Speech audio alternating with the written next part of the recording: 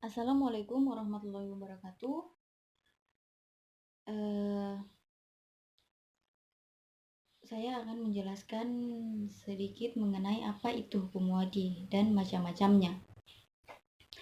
Hukum wadi adalah firman Allah Subhanahu wa Ta'ala yang menuntut untuk menjadikan sesuatu sebagai sebab, syarat, dan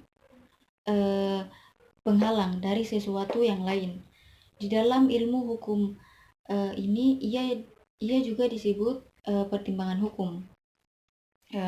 Hukum wadi ini juga bisa disebut berbentuk ketentuan yang ditetapkan pembuat hukum sebagai sesuatu yang berkaitan dengan hukum taklifi atau merupakan akibat dari pelaksanaan hukum taklifi. Hukum wadi ini terbagi menjadi 6 bagian. Salah satunya yaitu sebab. Sebab ini sendiri menurut bahasa berarti sesuatu yang dapat menyampaikan kepada yang dimaksud. Menurut para ahli, sebab adalah sesuatu yang jelas, dapat diukur, yang dijadikan pembuat hukum sebagai tanda adanya hukum. Lazim dengan adanya tanda itu ada hukum. Dengan tidak adanya, tidak ada hukum.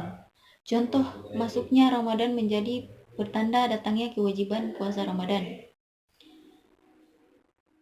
Sebab tidak diketahui secara jelas oleh akal mengenai keserasian hubungan dengan musabah. Dalam hal ini kita serahkan saja kepada kehendak Allah. Sebab terbagi menjadi dua. Yang pertama, sebab yang berada di luar batas kemampuan mukallaf, yaitu sebab yang dijadikan Allah Subhanahu wa Ta'ala sebagai pertanda atas adanya hukum.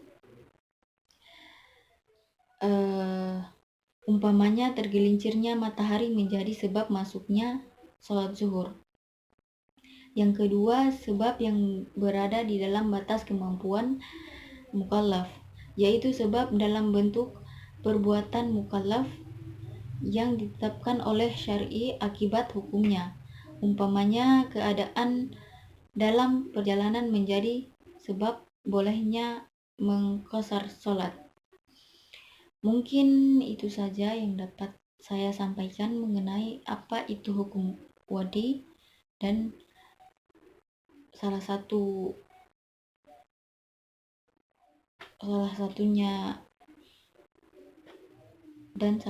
hukum wadi tersebut.